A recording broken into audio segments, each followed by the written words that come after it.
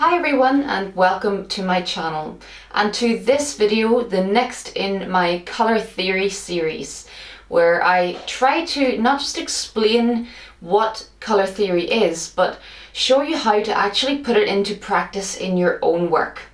So today I'm going to go into even more depth on complementary or opposite colours, something I've touched on before. But today I want to take it even further and really show you how to make use of it. I hope that you enjoy this and that you find it really helpful. If you do, then please do hit the subscribe button here on my YouTube channel to show me some support and help me to continue to make lots more of these videos. If you'd like even more in-depth tuition on soft pastel in particular, then do check me out over on my Patreon channel, where you'll get access to my full catalogue of real-time tutorials and lots more.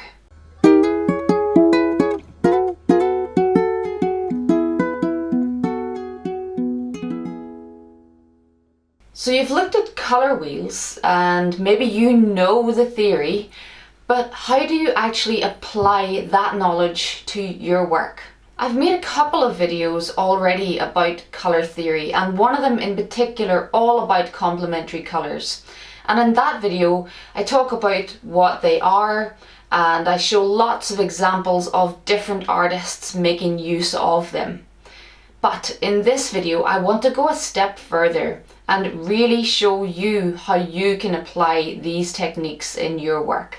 I want to show you how I inject colour and realism into my work using complementary colours. Because once you start to see this, it really does become second nature and it can really transform your work and give you that extra confidence to play with colour and its effects.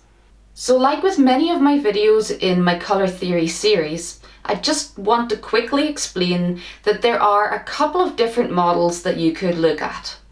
The more modern model of CMY, where colour opposites are red and cyan, green and magenta, blue and yellow. Now, arguably, this model is probably more scientifically correct, especially if you're printing colours and if you're mixing colours with oil paint. Perhaps this is the more accurate route to go. But to be honest, like many painters, I'm still using the traditional model of RYB, where the complementary colours are red and green, yellow and violet, blue and orange. Now this traditional model has been used by artists for quite a few centuries, so I don't think that there's anything wrong with it. The two just are slightly different and you will have some artists who prefer one over the other. But for the purposes of this video, let's just keep it simple and chat about the traditional model that I use and that many artists before me have used.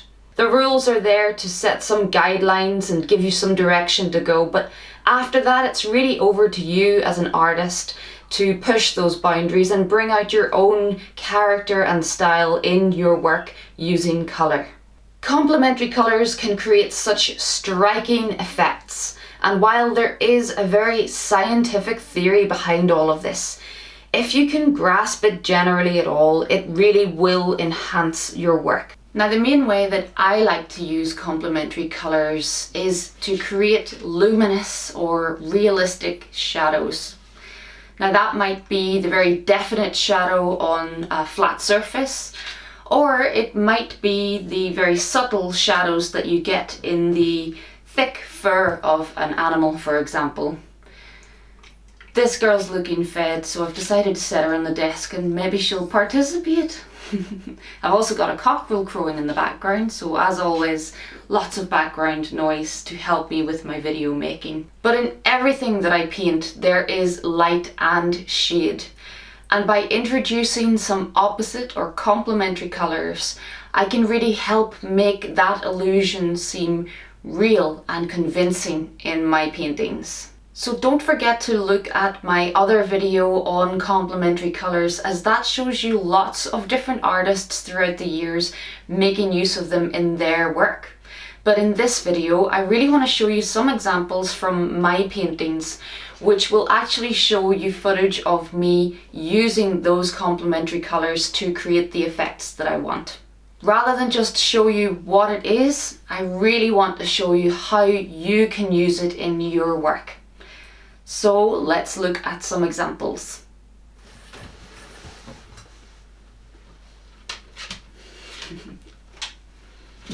So one of the first and most obvious ways that I might make use of complementary colours in my work is in the overall look of the painting. So not in a subtle way, but literally those opposite colours having real punch and impact when you first see the painting.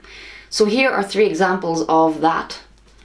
We've got my little badger making use of red and green. We've got Mr. Fox here making use of blue and orange. And we've got my stag making use of yellow and violet. So in each of these, can you see that I've really made use of the complementary colours as the overall effect of the painting? That's one way you can use them. But you could also use those complementary colours to figure out the best colour to use in a plain background, for example. So not all of my backgrounds are as detailed as this. Sometimes I'm producing a portrait where I just need the background to be plain. Then I might look to those complementary colours to figure out which colour of background would best enhance the main subject. So those really are the more obvious ways to use the complementary colours, where literally the whole balance of the painting is quite obviously determined by that lovely colour harmony and those 2 complementaries playing off one another. But let's look now at the more subtle ways that I make use of the complementaries in all of my paintings, and it may not be quite so obvious. So the first example I'll show you is using red and green. Here I'm taking some green and applying it along the edge of an area of shadow. So it's very definite shadows on these floorboards, and just around the edges of the sunlit areas I'm adding these little touches of vibrance, using red for one direction and green for the other direction. And when I look really closely at this photo reference, sometimes what happens with a photograph is that the lens picks up on these little auras of light, and I really like to enhance those in my work, and I'm always making use of those opposite colours to do that. And it just adds an extra glow or an extra feel of 3D to the finished product. But of course, I don't limit myself to just one set of opposite colours in any painting. Here, for example, I'm making use of some blues to add highlights on the floorboards in the shadow areas. And of course, that blue sings out really nicely against the orange-brown tones of the floorboards. Also, it ties in with the realism of the painting, because what's happening here is that the blue sky outside the window is reflecting off of the floorboards. So there's usually some common sense as to why you might use a colour. But in this case, it's really bringing in more blue to counter the lovely orange browns of the floorboards. But I did make use of a lot of green and red in this piece as well. You can see that lots of my shadows have a real warm red glow to them. I really wanted this piece to appear 3D and glow with warmth. And to continue on with the red and green theme, here's a piece where I really tried to avoid using any blue at all. I was really trying to create a very nostalgic, almost sepia-toned painting with this one, and I avoided putting any blue in, which is very unlike me because I love throwing blue into the shadows. So with this one, I really focused on the red and green contrast and everything. And you can see when I zoom in just how much of this vibrant red I used throughout the entire piece. Let's look at a little progress shot of this one, as it will make it a bit more clear how I'm working those lower layers. So this deer over to the left, he's completely in the shadows unlike the center deer here who's being caught by the sunlight. But let's have a look again at how I'm using that vibrant red to outline everything. Here you can see that backlit tree with a little slither of that vibrant red down the edge of it. Here you can see around the legs of the deer more of that vibrant red. And throughout the coat of the deer we've got this lovely yellow green. Of course I've got all the browns and orange tones that you would expect to be in the deer, but alongside that it's really dotted through with lots of green and red. So let's look back at the finished piece and see how those effects actually work. You can still see that vibrant red just running down the tree trunk here. You can still see a little hint of that red running around the edges of the deer. I'm not saying just to outline everything with opposite colours, but I like to use it sometimes in this way just to really add a sense of 3D to the piece when you zoom back out. And of course on the main guy himself who's been hit by sunlight, here in the shadows just on his bum we've got very definite bits of red and green put together like this. Then if we look at his face, lots of little areas of green dotted through, lots of little vibrant punches of red. And that follows through the entire painting. So in the background where it's mostly greenery and trees, I've also got little bits of red dotted through that as well. When we look down to the foreground area, to the grass and the leaves on the ground, again, lots of green and red. So this piece was really all about green and red. And I think that when you step back from it like this, it really does give it a more realistic and 3D feel. So moving on to yellow and violet opposite colours. Here we have a wall, a cream wall, which we know in our heads is entirely cream, but the effect that light and shade is having on this wall is really dramatic. So in the sunlit area of the wall, I'm using a very light yellowy tint. And then as soon as we come round the corner, I've got to change the palette of colours that I'm using. And what am I picking up? Mostly violet toned colours. So it's not always in the most vibrant version of the colour that you'll use the opposites.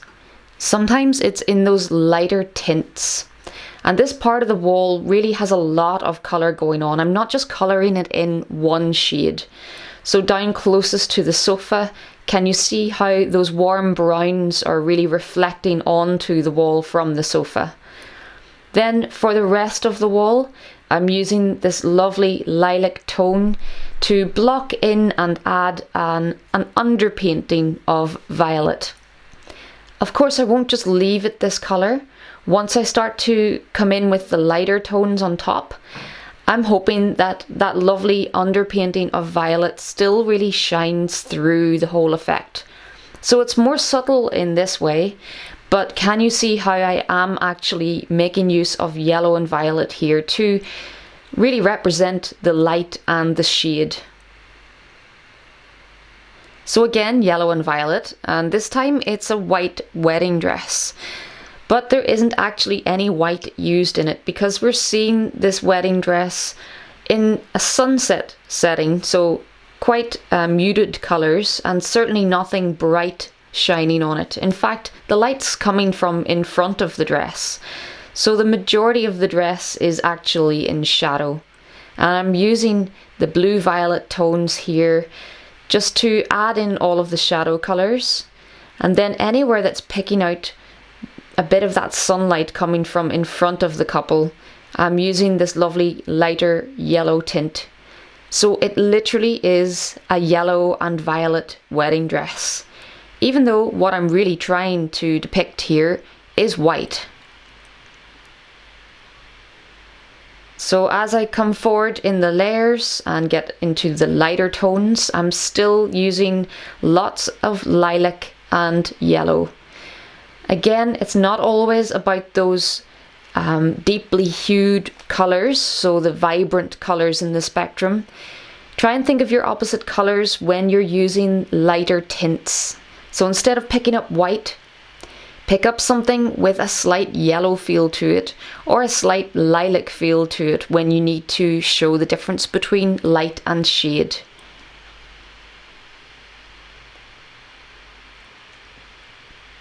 So you might guess that my favourite combination is yellow and violet. I love making use of those colours in a lot of my work. And this one is literally a yellow and violet painting by the end. So you can see in the background in my photo reference, it's not really yellow and violet, but I've chosen to take the yellowness from the photo reference and really enhance the violet areas that I'm painting. And that carries through not just from the background but into the dog as well. So the highlights on the dog reflecting all of the colours around him in the room. So just like when you're painting white, try and think of darker subjects as reflecting lots and lots of colour. And try and think of how you can introduce some of those opposite colours to enhance the realism. So many of these tutorials are available in real time on my Patreon channel if you would like to see any of the full-length versions of these. My full catalogue is over on Patreon. All the ones that you can see with the colour codes popping up are in real time and fully narrated, going into much more detail about these things that I'm talking about now. So blue and orange. Another combination that I love to make use of. Looking at the sunlit areas on the deer's chest, adding that lovely vibrant orange right down the edge of the deer, and it sings out really nicely against that area of blue in the background, which was definitely on purpose. I placed those colours together so that they would have lovely vibrant impact off one another. But as well as that, on the deer itself, can you see the blue tones that I've used on the face, where the face is in shadow? And then making use of all of those orange brown tones in the areas that are in sunlight. So the most common way that I'll use these opposite colours is to depict light and shade.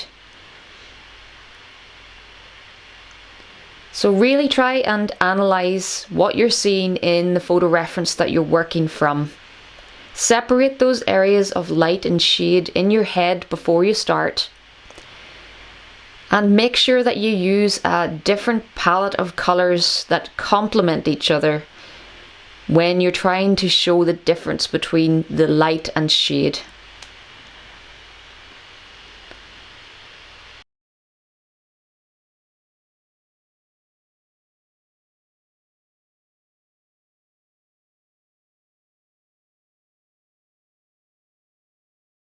And now for something different, because these techniques follow through in all of the subject matters that I paint. Here we've got a people portrait, and because there's so much lovely orange, brown tones to this skin tone, I'm using blue as the highlights on the shadow side of the face. Not only does that help the realism, because what's really reflecting off of her face is the blue sky, it also helps to bring in some blue in these highlights to really go nicely against the brown orange tones on the rest of the face. If I just use white or yellow tones to highlight here, it will look very flat. It's really in bringing in those blue tones that I help to create the 3D effect. So these are just some of the ways that I make use of opposite colours, but it's literally something that I'm always thinking about, and once you start to introduce this idea into your work, you'll realise it can enhance any subject matter that you are painting. I really hope that you can see better from these examples how I make use of complementary colours in my paintings. I have some favourite combinations like many artists do, and I make use of them in many of my paintings. I really encourage all of you to play with colour, as colour is one area in art where you can really create your own style. I like to think of the complementary or the opposite colours as a kind of suggestion. I'm not strict with it, as the boundaries between colours also aren't strict. So sometimes when the orange that I want to use to contrast blue is a little bit more yellow, that doesn't really matter to me so much, so I'm really not strict with it. It's just getting these basic ideas in your head and being able to apply them in your own way to find colour harmony in your painting. But I hope that this explanation has given you a better grasp on where to begin and how to take your knowledge of the colour wheel into practice in your paintings. If you have enjoyed this, then please make sure that you go and watch all of my other videos here on colour theory. And if you've enjoyed all of that, then please do hit the subscribe button here and call back for all of my future content. On top of that, if you want even more tuition in soft pastel, you can check me out over on my Patreon channel, where you'll get access to my full catalogue of real-time tutorials and lots more. But until next time, happy pasteling!